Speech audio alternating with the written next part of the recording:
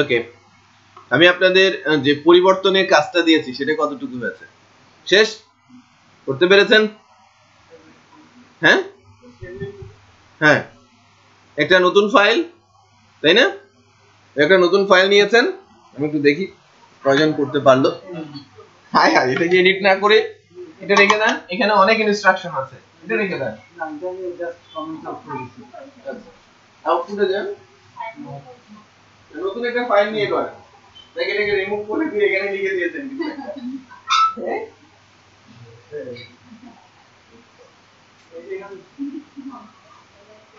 উপরে লিখেছেন না, এটা এডিট করে দিয়েছেন। না এডিট না, নতুন একটা ফাইল নেন। হ্যাঁ, নতুন একটা ফাইল নেন এবং ফাইলটা ধরিয়ে দেন, দেখিয়ে দেন।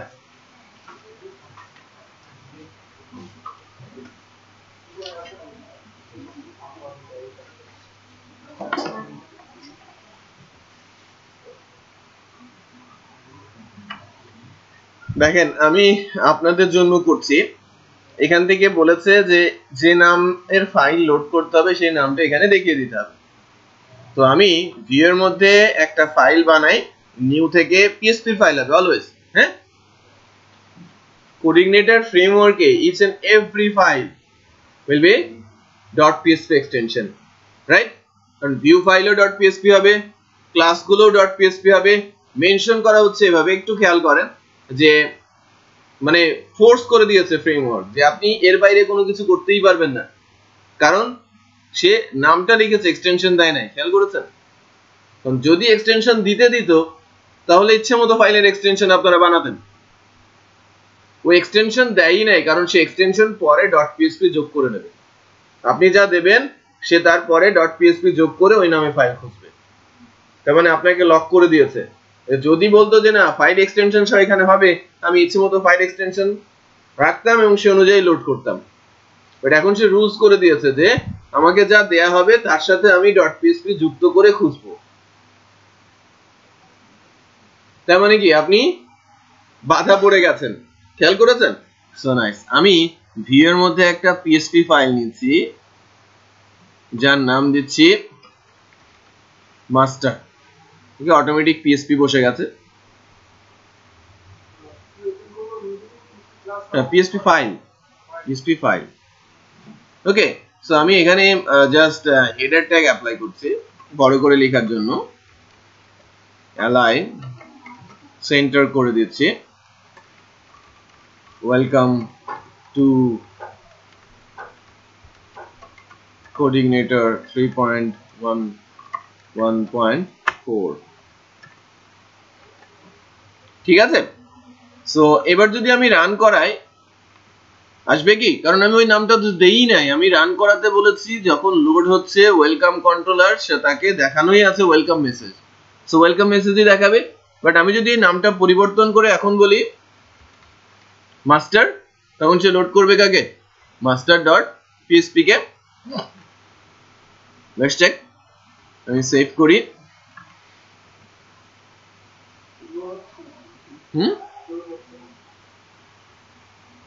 এখানে রিলোড দেন অথবা এখানে দিয়ে এন্টার দেন। আসছে না? আচ্ছা, এবার সবাই, এটা তো গেল একটা পার্ট, বাট আমরা ইনস্টলেশন কিন্তু এখনো কমপ্লিট করি নাই। ইনস্টলেশন কমপ্লিট করতে হলে আমার আরো বিশেষ কিছু ফাইলে পরিবর্তন আনতে হবে। সো প্রথম যে ফাইলটাতে আমার পরিবর্তন আনতে হবে সেটা হচ্ছে অটোলোড। এটা খুবই গুরুত্বপূর্ণ একটা ফাইল, autoload.php। আমি মেনশন করব কয়েকটা লাইন এবং সেই লাইনগুলোকে আমাদের ধরে ধরে চেঞ্জ করতে হবে।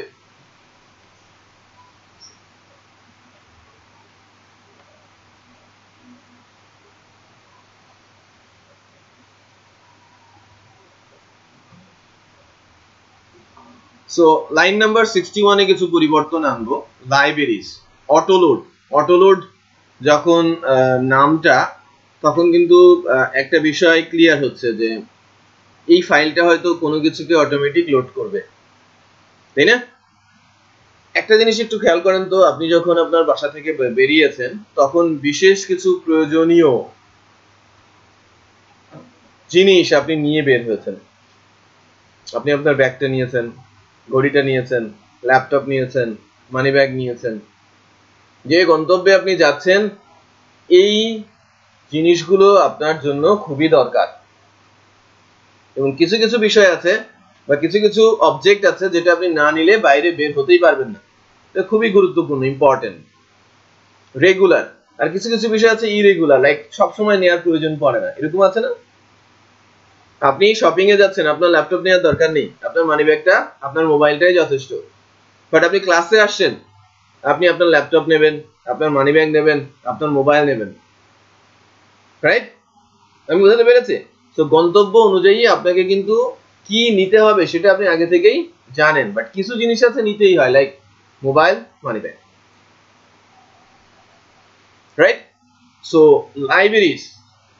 লাইব্রেরিজ হচ্ছে পিএসপি ফ্রেমওয়ার্ক বা কোঅর্ডিনেটর ফ্রেমওয়ার্কের এমন একটা পার্ট যেখানে প্রচুর রিসোর্স ডেভেলপ করা আছে। আমি বলেছি না যে কোনো একটা কাজ হয়তো আপনার করতে 10 দিন লেগে যেত, যেটা আপনি 10 ঘন্টায় করে ফেলতে পারেন। ওই কাজগুলো লাইব্রেরির মাধ্যমে সম্পন্ন করা আছে বা করে দেওয়া আছে, আপনাকে ইউজ করতে পারতে হবে, বা ইউজ করতে গেলে ওই লাইব্রেরিটা লোড করতে হবে, দেন আপনি প্রজেক্টের মধ্যে সেটাকে ইউজ করবেন। আমি যদি না নিয়ে নেই, আমি মোবাইল যদি বাসায় রেখে আসি, আমি এখানে বসে কি ইউজ করতে পারবো?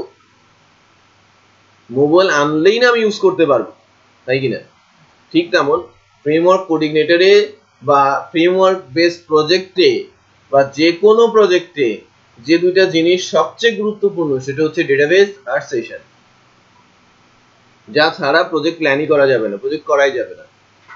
এখানে অ্যারাউন্ড 30 লাইব্রেরিজ রয়েছে, কোঅর্ডিনেটর ফ্রেমওয়ার্কে অ্যারাউন্ড 30 লাইব্রেরিজ রয়েছে। এর মধ্যে ডেটাবেস এবং সেশন যে কোনো প্রজেক্টে লাগে। এই কারণে আমরা বলে থাকি যে প্রজেক্ট সেটআপে ফার্স্ট যে জায়গাতে আমাকে কাজ করতে হয় সেটা হচ্ছে অটোলোড সেটআপ, এবং অটোলোড লাইব্রেরির মধ্যে আমরা যে দুটা লাইব্রেরি ম্যান্ডেটরি ভাবে দিয়ে রাখবো সেটা হচ্ছে database and session library. So এখানে এক্সাম্পল হিসেবে দেওয়াই আছে ডেটাবেস, ইমেল, সেশন। ইমেলটা সব প্রজেক্টের জন্য ম্যান্ডেটরি না, কোনো কোনো প্রজেক্টে ইমেল প্রয়োজন পড়ে না, ইমেল প্রয়োজন পড়লে দেন আমি ইউজ করবো, করতেই পারি, বাট তারা বলছে যে এই তিনটা লাইব্রেরি ফ্রিকোয়েন্ট ইউজ হয়। সো আমি সেশন হচ্ছে যে আপনি লগ ইন করেন, লগ ইন লগ আউট ওর সময় কিন্তু সেশন লাইব্রেরির ইউজ হবে। হ্যাঁ, তো আমি প্রথমে দিব কি ডেটাবেস, অ্যারের কিন্তু একটা ইন্ডেক্স হিসেবে দিচ্ছে, একটু খেয়াল করেন, তারপর কমা দিয়ে session.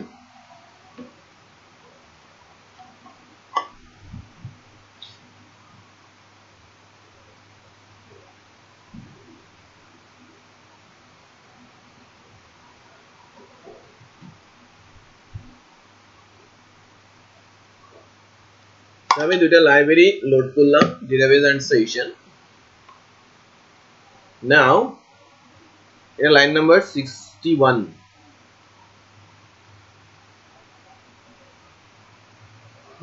Helpers line number 92। But আমি লাইব্রেরি লোড করার পর এই ফাইলটাকে সেভ দিব। হ্যাঁ, 61 এ পরিবর্তন আনার পর ফাইলটা সেভ দিয়ে এটাকে আমি লোড দিব। কোনো পরিবর্তন আছে? এখানে একটা লোড দিয়েছে, একটু খেয়াল করেন, কোনো পরিবর্তন আছে? নেই।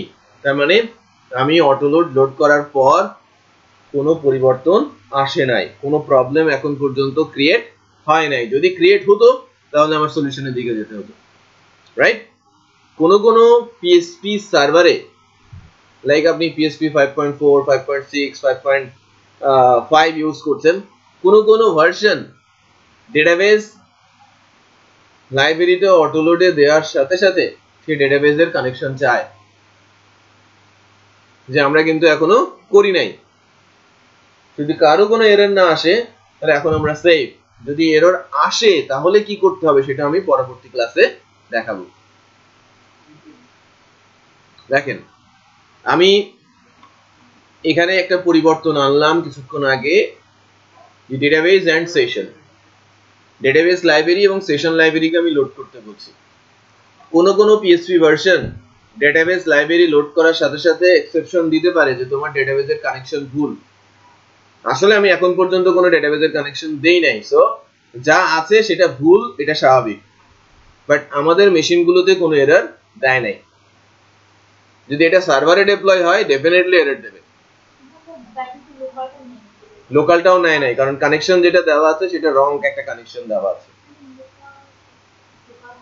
লোকাল হোস্ট এবং ইউজার নেম পাসওয়ার্ড সম্ভবত সেট করা নেই, আছে ফাঁকা আছে, সো না পাওয়ারই কথা, রাইট?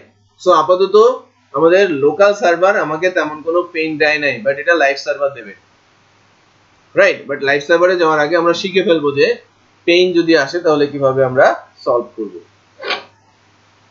এরপর আমাকে লোড দিতে হবে হেল্পার। লাইব্রেরি হচ্ছে কমপ্লিট একটা কিছু, যে কোনো একটা বিষয় সম্পর্কে কমপ্লিট জব করা আছে। যে মনে করেন যে ডেটাবেস নিয়ে আমি যত ধরনের অ্যাকশন করব সব কিছু একটা ক্লাসের মধ্যে করে দেওয়া আছে, সেটা লাইব্রেরি, রাইট? বাট সবকিছু নেই, অংশ বিশেষ এবং সামান্য কিছু কাজ করে দিয়েছে যেটা হেল্পফুল। মনে করেন আপনি নিজের পারপাস সার্ভ করার জন্য আপনি কিছু কিছু জিনিস আলাদা করে রেখে দেন, পরবর্তীতে সেটাই রিইউজ করেন। বিশেষ করে যারা গৃহিণী তারা কিন্তু একটা কাজ করে যে তাদের চালের ডিব্বা দুইটা থাকে, একটা হচ্ছে কারেন্ট আর একটা হচ্ছে ব্যাকআপ। কারণ আপনি যখন কর্তাকে বলবেন, কর্তা দুদিন মিস করতে পারে চাল আনতে, বাট ওই দুদিন তো রান্না বন্ধ থাকবে না, যেটা বোঝা যাচ্ছে। তো পার্শিয়াল কিছু বিষয় থাকে, যে একটা কমপ্লিট জায়গা আর একটা হচ্ছে সাপোর্টিং। সো হেল্পার হচ্ছে তেমন কিছু। হেল্পার আপনি নিজেও ক্রিয়েট করতে পারেন, বাট লাইব্রেরি আপনি ক্রিয়েট করতে পারেন না। সিআই লাইব্রেরি যদি আপনি নিজে কোড করতে চান আপনি হেল্পার বানাবেন, এটা পরের জিনিস। বাট হেল্পার, কিছু হেল্পার আছে 25 থেকে 30টা সিআই হেল্পার রয়েছে, যেখানে প্রচুর ইম্পর্টেন্ট ফাইলের ফাংশনের ডেফিনেশন দেওয়া আছে। যেমন পিএসপি তে প্রায় 1100 ফাংশনের ডেফিনেশন আছে, ঠিক তেমন সিআই ফ্রেমওয়ার্ক 25টা হেল্পারে প্রায় 200-250 বিল্ট ইন ফাংশন তৈরি করে রেখেছে আপনাদের জন্য, যাতে আপনারা তার হেল্প নিয়ে প্রজেক্টটা দ্রুত গতিতে শেষ করতে পারেন। বোঝা যাচ্ছে? এই হেল্পার গুলোর মধ্যে সবচেয়ে গুরুত্বপূর্ণ মোস্টলি ইউজ হেল্পার হচ্ছে ইউআরএল আর ফাইল হেল্পার। এটা আমরা লোড করে রাখবো, ঠিক আছে? এটা পরিবর্তন করার পর আমার প্রজেক্টে কোনো সমস্যা তৈরি হয়েছে কিনা চেক করি। না, এখন পর্যন্ত কোনো সমস্যা তৈরি হয় নাই। দুটো জিনিস পরিবর্তন করলাম, অটোলোড আর হেল্পার। নাও কনফিগে আমাদের একটা পরিবর্তন আনতে হবে। আমাকে বলা হচ্ছে কনফিগ 1 কনফিগ 2, বাট আমি এখানে লোড করব কাকে? এখানে একটা কনফিগ ফাইল আছে দিস, একে এই ভদ্রলোকে আমি রান করে দিলাম। যে বেসিক্যালি অটোলোড সবকিছু লোড করার পর আমাকে পাঠিয়ে দেবে ফ্রেমওয়ার্কের কনফিগারেশন দেখতে, যে তুমি যাও ফ্রেমওয়ার্কের কনফিগারেশন দেখো, যদি ঠিক থাকে প্রজেক্ট রান করে দাও। তো মানে মোস্ট ইম্পর্টেন্ট ফাইল কি? কনফিগ, যে আমি অটোলোড থেকে রান করে দিলাম। সো অটোলোডে সবার শেষে এসে 106 নাম্বার লাইনে আমি কনফিগ অটোলোড থেকে কনফিগ ফাইলটাকে লোড করে দিতে বলছি। সো প্রাথমিকভাবে আমার অটোলোডের ফাইলটা সেভ করার পর এবার আমি আবারও রান করে দেখব যে আমার কোনো প্রবলেম আছে কিনা। যদি না থাকে তাহলে ধরে নিব আমার অটোলোড কনফিগারেশন পারফেক্ট। অটোলোডের কনফিগারেশনটা আমি পারফেক্টলি শেষ করতে পেরেছি। এখন আমাকে মুভ করতে হবে কোথায়? config.php তে, ঠিক আছে? সো আমি এখন config.php তে যাচ্ছি এবং config.php তে বিশেষ কিছু পরিবর্তন করতে হবে, অনেক বেশি না, বিশেষ কিছু পরিবর্তন আমরা এখানে করব। যদিও আপনারা যখন আস্তে আস্তে করে বড় প্রজেক্টের দিকে যাবেন তখন কনফিগারেশনের অনেক কিছুই পরিবর্তন করতে হয়। তো এতটুকু হয়েছে কিনা, অটোলোডটা হয়েছে কিনা, আজকে আমি কনফিগ শেষ করলেই বেসিক কনফিগারেশন শেষ হয়ে যাবে। সো কনফিগের ম্যাক্সিমাম 2-3টা জায়গায় পরিবর্তন আনতে হবে। সো কনফিগের লাইন নাম্বার 26-এ বেস ইউআরএলটা পুট করতে হবে। বেস ইউআরএল কোনটা? আমাদের প্রজেক্টের যে পুরো ইউআরএলটা দিস, এটাকে আমি কপি করে কোথায় বসিয়ে দিব? আমার বেস ইউআরএল এ। একটু খেয়াল করেন, http সহ, এটা বেসিক্যালি http সহ www সহ ডোমেইন নেমটা। সো বেস ইউআরএল কি হবে? যদি abc.com হয় আমার সাইটটা, তাহলে http://www.abc.com, আর যেহেতু এটা লোকালে আছে http://localhost then project name। ঠিক আছে?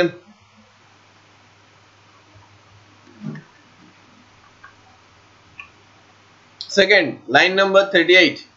লাইন নাম্বার 38 এ ইন্ডেক্স পেজ, এই জায়গাটাকে index.php কে আমি রিমুভ করে দিব, এটা দরকার নেই। এসইও বলে একটা বিষয় আছে, সার্চ ইঞ্জিন অপটিমাইজেশন। আমরা অপটিমাইজ ইউআরএল ক্রিয়েট করব, দ্যাটস ওয়াই আমরা এখানে ইন্ডেক্স কে রাখছি না। ফ্রেমওয়ার্কের কনফিগারেশন থেকেই আমি index.php কে বাদ দিয়ে দিচ্ছি। যে দুটো পরিবর্তন করলাম, পরিবর্তন আনার পর অলওয়েজ চেক করে দেখব যে কোনো হ্যাম্পার হচ্ছে কিনা। হ্যাম্পার হলে আমাকে রিসলভ করতে হবে। দেন এবার আসি আরেকটু নিচের দিকে, লাইন নাম্বার 67। এখানে আমরা একটা প্রিফিক্স বসাবো বাট পরে। ইন্টারেস্টিং বিষয় হচ্ছে যে আপনারা যখন কোনো সাইট ভিজিট করেন দেখবেন যেন এই সবার শেষে লেখা থাকে .java, .spx, .php, .html, এরকম থাকে না? ফ্রেমওয়ার্ক কোঅর্ডিনেটরের মাধ্যমে আমি প্রজেক্ট PHP দিয়ে করলেও, CI ফ্রেমওয়ার্ক ইউজ করেও আমি আমার এক্সটেনশন, আমার নাম, আমার বাবার নাম, আমার দাদার নাম, .java, .spx ইচ্ছে মতো দিতে পারি। যে কোনো কিছু আমি আমার ইউআরএল সাফিক্স হিসেবে সেট করতে পারি, যেটা দিয়ে আমি যে কাউকে কনফিউজ করে দিতে পারি যে আমার প্রজেক্টটা কি দিয়ে করা। বুঝতে পেরেছি? বাট ওটা যখন আমরা ইমপ্লিমেন্ট করব তখন আমরা কনফিগের এখানে যা বসাবো তাই দিতে পারবো। যদি আমি বলি যে না .js শো করবে, .java শো করবে। বুঝতে পেরেছি? ওকে, সো এটার পরিবর্তনটা আমরা পরে দেখব। দেন ইটস ওকে, আমার কনফিগারেশন এখন পর্যন্ত শেষ। এই পর্যন্ত যদি দেখি যে না আমার সবকিছু ঠিকঠাক মতো আসছে, তার মানে ঠিক আছে। ওকে, পরিবর্তনগুলো ঠিকঠাক মতোই হয়েছে।